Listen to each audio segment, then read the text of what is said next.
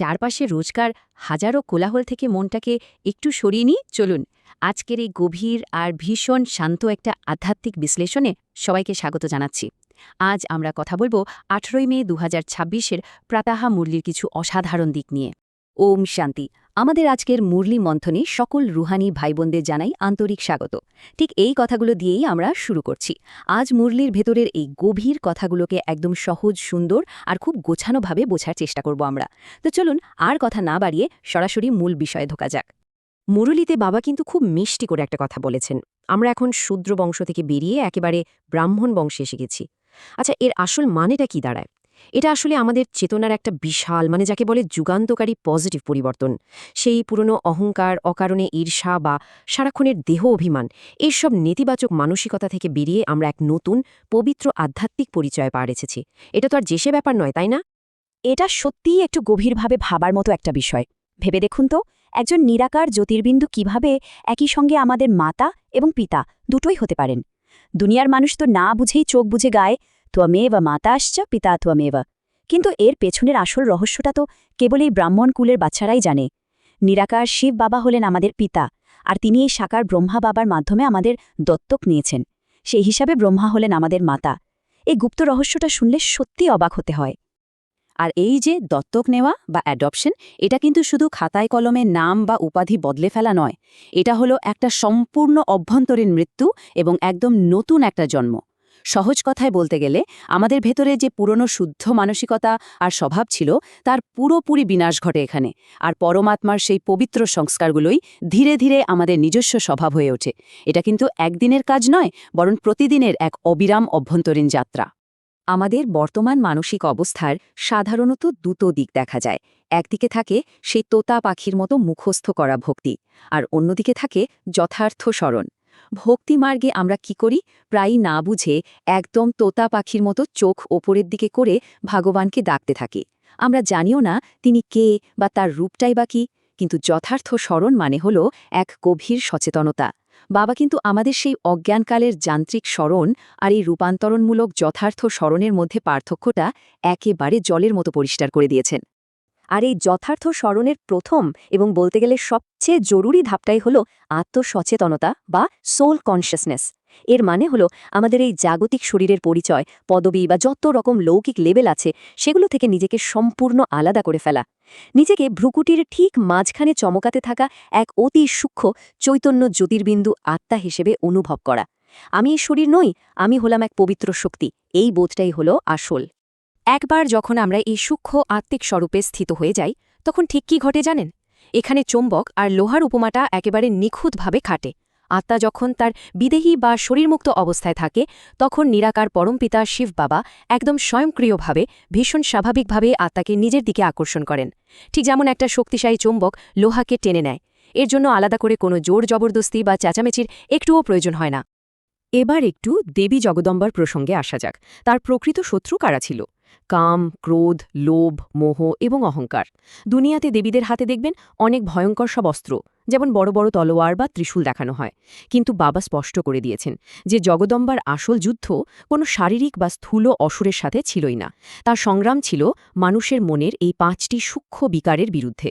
আর সেই হাতের অস্ত্রগুলো আসলে আধ্যাত্মিক হাতিয়ার, যেমন জ্ঞানের তলোয়ার বা স্বদর্শন চক্র, যা দিয়ে ভেতরের এই বিকারগুলোকে একেবারে সমূলে বিনাশ করা হয়। আর ঠিক এই বিকারগুলোকে জয় করার মাধ্যমে অর্জিত হয় আমাদের স্বরাজ্য, অর্থাৎ নিজের মন এবং ইন্দ্রিয়গুলোর উপর একেবারে নিরঙ্কুশ আধিপত্য। বাবা একটা খুব সুন্দর যৌক্তিক প্রশ্ন করেছেন। সত্যযুগে লক্ষ্মীনারায়ণকে বিশ্বের এই রাজত্ব কে দিয়েছিলেন? যুদ্ধ করে বা অস্ত্র দিয়ে তো আর বিশ্বরাজ্য পাওয়া যায় না, তাই না? এই স্বরাজ্য অর্থাৎ ভেতরের পবিত্রতা আর যোগবলের মাধ্যমেই কিন্তু ভবিষ্যৎ সত্যযুগের সেই শান্তিময় বিশ্বরাজ্য অর্জিত হয়েছিল। কিন্তু আমাদের সবার মনেই একটা খুব সাধারণ আর প্রাসঙ্গিক প্রশ্ন প্রায়ই আসে, এই নিরন্তর স্মরণ বজায় রাখাটা এত কঠিন কেন? আমরা কেন বারবার বাবাকে ভুলে যাই? আসল ব্যাপারটা হলো সারাদিনের কাজের প্রবল চাপ আর লৌকিক ব্যস্ততার মাঝে আমাদের মন বড্ড বিক্ষিপ্ত হয়ে পড়ে। তবে চিন্তা নেই, এরও একটা চমৎকার বৈজ্ঞানিক এবং আধ্যাত্মিক সমাধান বাবা আমাদের দিয়ে দিয়েছেন। এর আসল সমাধানটা লুকিয়ে আছে অমৃতবেলার মেকানিজমের ভেতর। এটা অত্যন্ত শক্তিশালী একটা প্রক্রিয়া। প্রথমত, রাতে ঘুমানোর আগে সারাদিনের সমস্ত লৌকিক চিন্তার কোলাহল থেকে নিজেকে পুরোপুরি বিচ্ছিন্ন করে ফেলতে হবে। দ্বিতীয়ত, ভোরের সেই অদ্ভুত নিস্তব্ধ পরিবেশে আত্মাকে জাগিয়ে তোলা।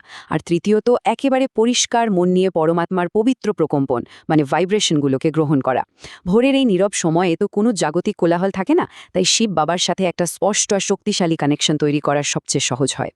মুরলিতে যখন লৌকিক সমপর্ক থেকে বুদ্ধিযোগ সরিয়ে নেওয়ার কথা বলা হয়, তখন অনেকের মনে একটা ভয় কাজ করে। রুহানি ডিট্যাচমেন্ট মানে কি একদম অনুভূতিহীন বা পাথর হৃদয় হয়ে যাবা? তাহলে কি পরিবারের প্রতি যে ভালোবাসা সেটা আমরা হারিয়ে ফেলব? বিশ্বাস করুন, এটা একটা মস্ত বড় ভুল ধারণা। এর প্রকৃত অর্থটা বোঝাতে বাবা পদ্মফুলের একটা দারুণ সুন্দর উপমা দিয়েছেন।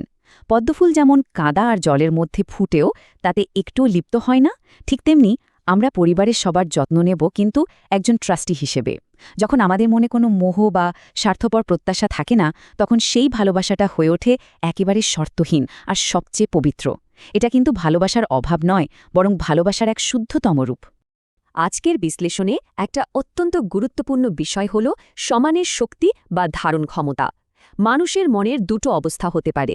একটা হলো সাপ্রেশন, মানে সব রাগ চেপে রাখা, ঠিক যেন একটা ফুটতে থাকা প্রেসার কুকার। আর অন্যটা হলো অ্যাকোমোডেশন বা সমাহিত করা, যা ওই বিশাল সমুদ্রের মতো। রাগ বা ক্ষোভ যদি মনের ভেতর জমিয়ে রাখা হয়, তবে তা একদিন না একদিন বিশাল বিস্ফোরণ ঘটাবে। কিন্তু সমুদ্র যেমন তার বিশালতা দিয়ে সব ময়লাকে সমাহিত করে শান্ত থাকে, আমাদের হৃদয়টাকেও ঠিক তেমন বিশাল হতে হবে। কিন্তু প্রশ্ন হল, হৃদয়ের এই বিশালতা আসবে কোথা থেকে? এর মূল চাবিকাঠি হল রাগের কড়া শব্দের বদলে সামনের মানুষটার ভেতরের দুর্বলতা দেখতে শেখা। যখন কেউ আমাদের সাথে খুব খারাপ ব্যবহার করে বা অকারণে রাগ দেখায়, তখন আমাদের বুঝতে হবে যে ওই মানুষটা ভেতর থেকে ভীষণ দুর্বল। তার নিজের আবেগের উপর কোনো নিয়ন্ত্রণই নেই। তার রাগের বদলে যখন আমরা তার দুর্বলতাটা দেখতে পাব, তখন ভেতর থেকে এমনিতেই তার প্রতি দয়া আর ক্ষমার অনুভূতি তৈরি হবে। দুনিয়ায় যখন নানা রকম দুঃখজনক ঘটনা বা কঠিন পরিস্থিতি আসে, তখন ঘাবড়ে গেলে কিন্তু একেবারেই চলবে না। নাথিং নিউ বা নতুন কিছু নয়, এই ছোট ধারণাটি আমাদের জন্য একটা অত্যন্ত শক্তিশালী ঢাল হিসেবে কাজ করে। এই চিরন্তন নাটকের বিশাল আবর্তন সম্পর্কে যাদের স্পষ্ট জ্ঞান আছে, তারা কোনো পরিস্থিতিতেই বিন্দুমাত্র আতঙ্কিত হয় না। কারণটা খুব সহজ, আমাদের ভেতরের এই স্থিতিশীলতাই হলো অশান্ত পৃথিবীর আসল ওষুধ। একজন সার্জন নিজে ঘাবড়ে গেলে যেমন রোগীর অপারেশন করতে পারেন না, ঠিক তেমনি আমরা যদি অচল এবং অটল থাকি, তবেই অশান্ত ও দুঃখী আত্মাদের শান্তি আর শক্তির ভাইব্রেশন দিয়ে সাহায্য করতে পারব। আমাদের শান্ত থাকাই হলো তাদের জন্য সবচেয়ে বড় চিকিৎসা। আজকের এই আলোচনার একটা অন্যতম মূল বিষয় হল রুহানিয়াত বা আধ্যাত্মিকতা ধারণ করা। রুহানিয়াত কিন্তু কোনো বাইরের সাজসজ্জা, অনেক লম্বা লম্বা কথা বলা বা শুধু ভিড় জমানো নয়। এটা হলো এক ঐশ্বরিক আভা। যখন আমরা আমাদের প্রতিটি সংকল্প, বাণী আর কর্মে এই রুহানিয়াত ধারণ করি, ঠিক তখনই আমাদের সেবায় এক আসল ঔজ্জ্বল্য ফুটে ওঠে। আর এই রুহানিয়াতের সুবাসী অন্য আত্মাদের চিরকালের জন্য শান্ত আর তৃপ্ত করে তোলে। আমরা আমাদের আজকের এই আলোচনার একেবারে শেষ পর্যায়ে চলে এসেছি। বাবারই আশীর্বাদটা সত্যিই দারুণ শক্তিশালী। প্রত্যেক সংকল্প, বাণী আর কর্মে আত্মিকতা ধারণ করো। আজ আমরা যা কিছু শিখলাম, চলুন তা শুধু মাথায় না রেখে জীবনের প্রতিটি মুহূর্তে কাজে লাগাই। তবে যাওয়ার আগে সবার জন্য একটা প্রশ্ন রেখে যাচ্ছি। আজ সারাদিন যখনই কোনো কঠিন পরিস্থিতির সামনে আসবে, তখন আমাদের মন কি ওই প্রেসার কুকারের মতো ফেটে পড়বে, নাকি এক বিশাল সমুদ্রের মতো সবকিছু নিজের ভেতর সমাহিত করে নেবে? ভেবে দেখবেন। ওম শান্তি।